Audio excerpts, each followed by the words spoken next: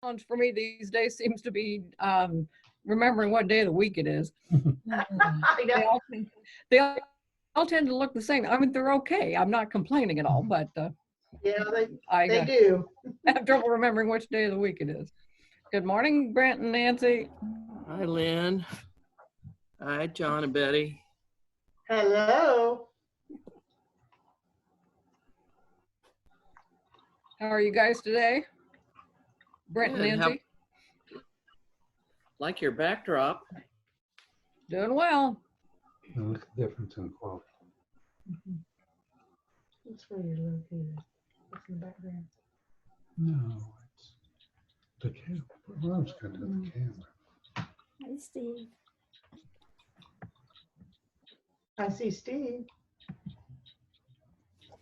Morning, Steve. Good morning. Hi, Sunshine. There he is.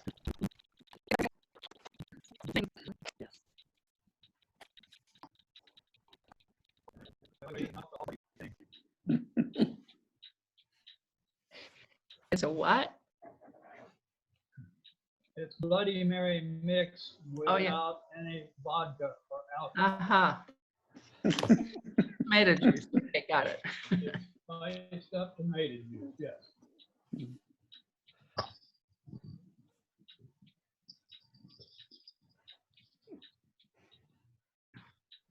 How are you, Nancy? I'm pretty well. It's not very noisy down there. Haven't heard any parties going on. Yeah, we've been partying for weeks.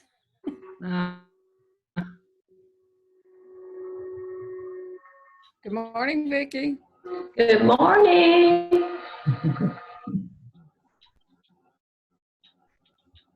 Where's Vicky from? Me? Yes. Me, Vicky? Uh-huh. I'm one of the Hoffman girls. Uh-huh. Vicky Hoffman. I Yeah. live in the old farmhouse. Okay, and Susie and all.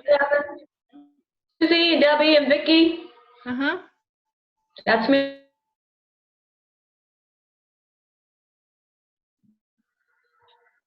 I'm from Valley Good. Mills. Welcome. Thank you. Kathy Berger is on trying saying, do you know the password for today's meeting? It's not accepting the one from the time before. It's supposed to be Quaker with a capital Q 1978, isn't it? Uh-huh. Yeah. I didn't have to put one in this time. Sometimes I haven't, sometimes I haven't. There's The no link on the space between Facebook page Quaker has and it embedded. 1978. Uh-huh. Let's see if this works for her.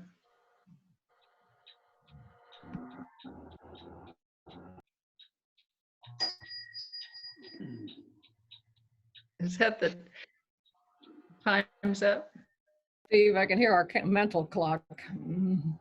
Well, I want you to feel like you were actually in our church with the clock out in the lobby, but I will mute here in a few minutes whenever you get started. Oh, okay.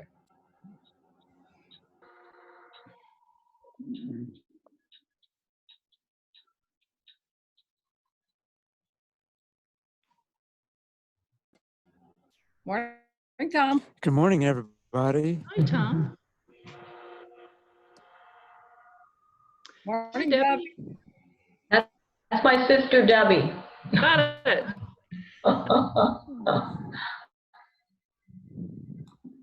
Welcome, Deb. Sylvia, how are you doing? I'm doing well. Still making masks? Yes. If I need one. Actually, I might take two if you've got them to spare, and I'll make a donation to West Newton in your honor. Well, that'd be great, but they're a gift. So how do I get them to you? What is your email address? And I will send you my contact information. SylviaMillsGraves@gmail.com. Well, that's easy enough to remember if I were fast enough. Sylvia Mills Graves, no dots or anything? Right. Okay. I'll send you my contact information when Okay, and great. services are over. Okay, great.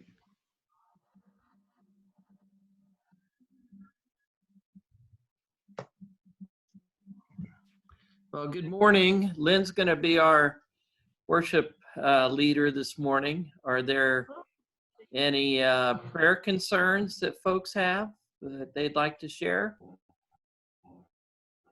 For the leaders of our country and our states and our cities.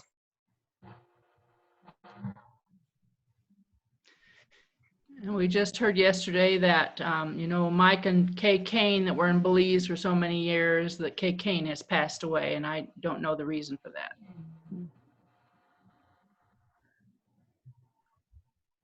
I think she had another illness besides the one we're all talking about. I don't know whether the name Phyllis Wetherell would ring a bell with Yes. Steve Mills. Or, yeah, do you folks know that she passed away rather suddenly yesterday? Oh, no, I didn't know that. She'd gone to the hospital with some mobility, walking issues, and just all of a sudden kidney failed. It just went downhill very rapidly. Wow. Member of West Richmond Friends. Mhm.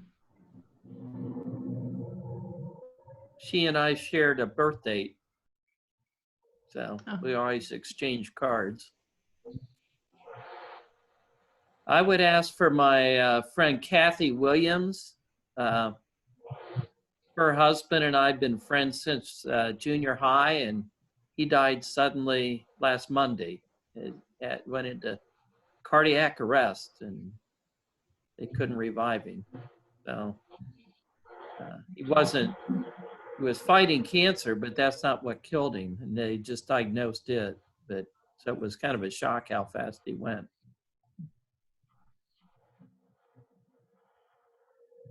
Some good news. Carly got moved into her house I know. this Yay. week. We've been busy I worked in the yard while she worked inside. We pulled nails, sanded. She's almost ready to paint. So she's really excited. Met her neighbors. It's a great house. She's really happy.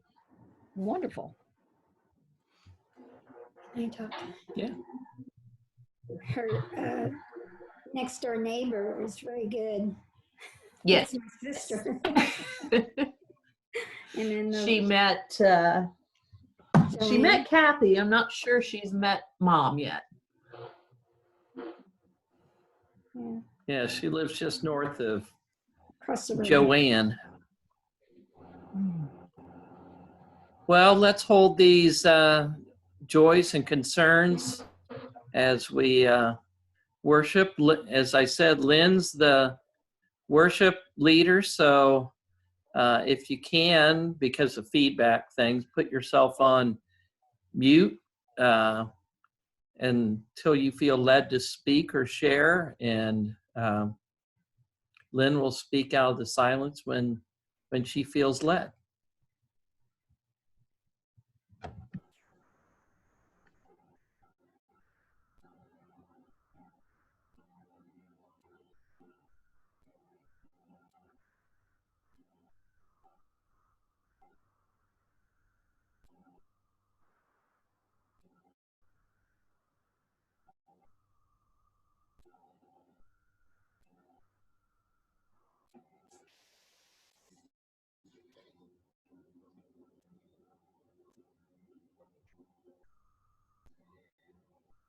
Well, it won't come as a surprise to any of you, I'm sure, that the word that's been rattling around in my head lately has been the word virus.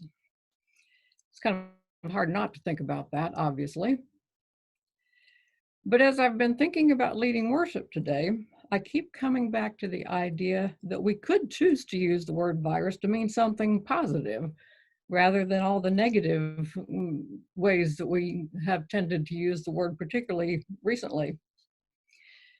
So I looked it up in the dictionary, and all of the definitions in the dictionary are negative. But the one that today is that a virus is something that spreads aggressively. So why couldn't joy, kindness, And gratitude spread like viruses too. I've struggled with that though, because I want to encourage us to be purveyors of joy, gratitude, and kindness. And yet in some ways that seems so superficial in the face of the suffering and the sorrow that is apparent all around us today. Some of us here knew Jack Butler, who was a longtime member of the Decatur Township community. He passed away recently of the coronavirus, and our hearts are sad. We'll miss his upbeat personality and his zest for life. Many of us also knew Jim Wilkins, who passed away from the coronavirus also. He had an offbeat outlook on life, which was going to be missed by lots of people in the Mooresville community as well. And I know that we're all praying for various people that we know who have contracted the coronavirus. We also, I'm sure, all know jobs that we hear about. And every time they head to work, I'm sure a lot of them wonder whether they're going to have the kinds of protective gear that they need. And then when they leave work, they wonder if they're bringing the virus home to their families. We may know people who are concerned about how they're going to pay the rent or the mortgage, or put food on the table, or help their kids keep up with their education in addition to all of the other responsibilities that they have. Now, my bank account has taken the hit, but otherwise I'm fine. I'm sheltering at home in my nice, comfortable house. I have plenty of food in the fridge and in the freezer. I don't have any worries about how to pay bills, how to take care of about not long a privileged person could do. And maybe that's my problem. I'm uncomfortable with being privileged. It's actually something I struggle with a lot because I feel that someone who is privileged is called to use that privilege for others. And I often feel that I don't measure up. But I also know from personal experience that being grateful in challenging times is one of the best coping skills that I can have. One of my favorite authors is Henry Nouwen, and he says, if you will become a person of gratitude, giving thanks with an open heart, even for those things that are painful or beyond understanding, you may expect to see your life transformed. And I know this to be true. I've experienced it. My circumstances may not change, but my view of them can. What was a problem can become a challenge. What was a solid wall can become a learning opportunity. The Bible also strongly encourages us to be thankful in all things. Ephesians 5:19-21 says, sing psalms and hymns and spiritual songs among yourselves, singing and making melody to the Lord in your hearts, giving thanks to God the Father at all times and for everything in the name of our Lord Jesus Christ. 9:1 says, I will give thanks to the Lord with my whole heart. I will tell of all your wonderful deeds.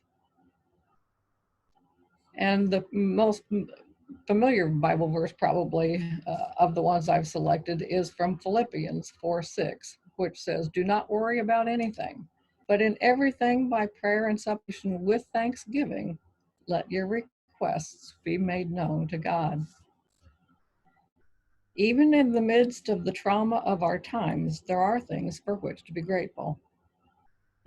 I'm surprised when I venture out to the store at how many people are making a point to speak to the store staff with a kind word. As I read and listen to the news, I'm touched by the people who reach out to others with simple acts of kindness. Did you hear about the person in Iowa who bought $50 gift cards from 3 locally owned businesses and had the gift cards delivered to every home in that person's town? How about the man who brought his horses to the local nursing home so the residents could enjoy looking at them out the windows? What about people with wealth who are spending their own money to help find vaccines for the coronavirus? Or the restaurant owners who cook meals for hospital workers or trash collectors? Or factory owners who retool their factories to make the protective gear that healthcare workers need? We may not be able to do things on that scale, but we can do some things. Smiling at store workers, even from behind your mask, can bring a ray of sunshine to their day. Thanking the trash collector for risking his health to keep the community clean. Praying for people you know who are in one way of providing care. None of these seem like much, but to the person who is on the receiving end of these actions, it's important. We can all spread the virus of darkness and gloom, anxiety and despair. Or we can spread the virus of joy for life and gratitude for the blessings we have. What are the ways you can spread the viruses of joy, kindness, and gratitude?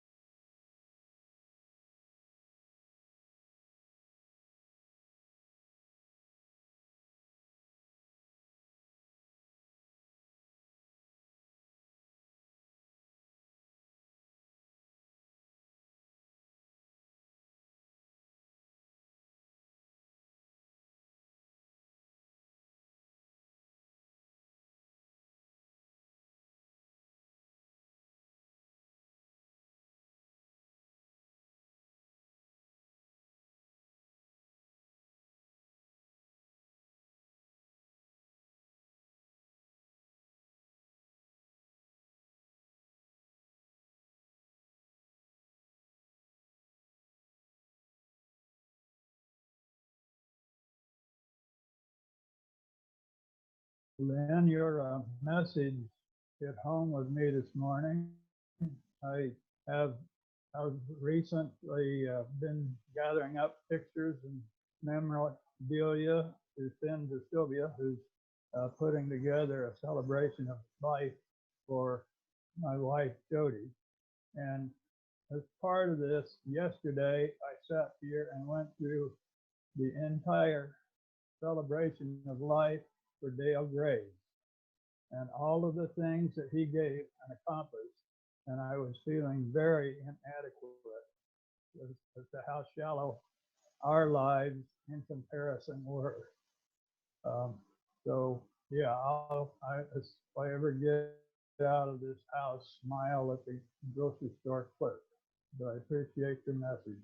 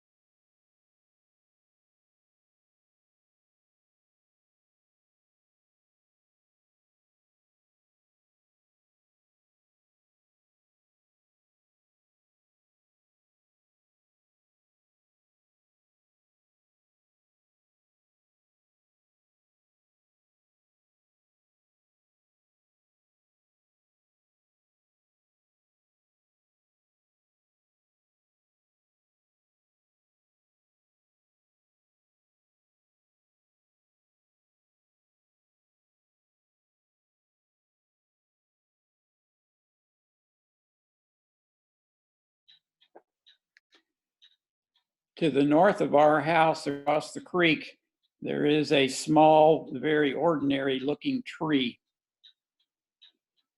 But every late winter, as I begin to think I can't stand one more dreary, cold, wet Indiana winter day, this little ordinary redbud tree erupts into the most beautiful tree that you can imagine.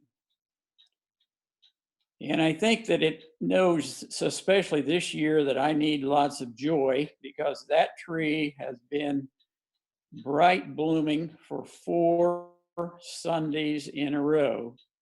And as I sit here in my recliner looking to the north at that tree, I'm reminded that any of us, no matter how large or small, rich or poor, ambitious or not, how we can be a sign to others, that we can be a help and an aid. I too, like Lynn, have struggled with the idea of being very comfortable. I had somebody tell me a couple of weeks ago, well, you can stay home in honor of those who can't. And I've had to think about that a while to try to figure out that what they were meaning was that by staying home, by not exposing yourself and others to the virus, you can take a little strain off of those people who have to be outside, who have to be picking up the trash, who have to be working in the hospitals. And at least at your age, you can do your part in helping by staying out of the hospital and by not using up resources that others may need to use up. So if you're fortunate enough like me to be able to look out your windows and see a beautiful redbud tree, you can be reminded that yes, you too can help others. And I'm very appreciative of that tree. I'm just wondering if it's still going to be in full bloom a week from today. I hope so.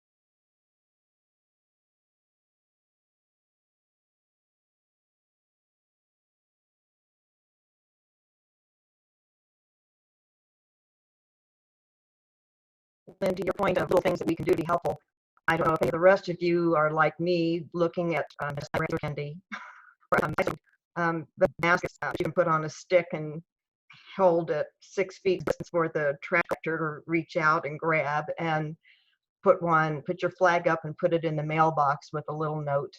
And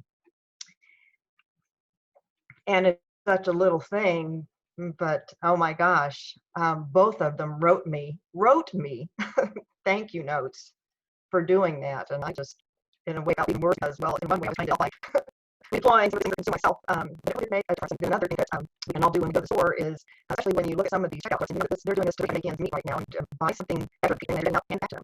And I had my meeting who just was floored. But he was done that. She was really young, sure, it's just like taking back down. I didn't take back job. If you point the building, and more than my at Madigan Army Medical Center in Tacoma, Washington. So he's seen some of the worst of the pandemic, and he has come how appreciative he is of those who are for people who are working. He has said, "I'm working all the time."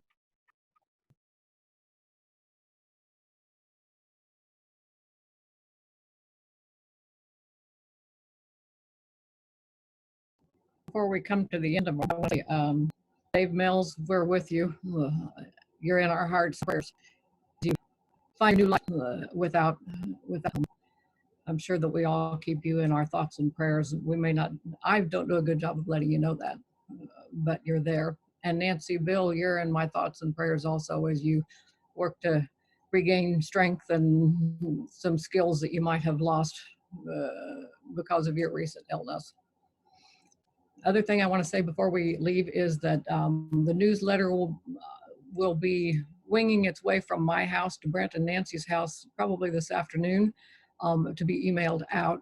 So you can look forward to that in your email boxes. If those of you who have joined us this morning aren't on our email list and want to get the newsletter, let Brent know, and he'll put you on the list. It's good to see you, David Hobson. I hope things are well in your part of the world. It's good to see everybody. Thank you for joining us this morning.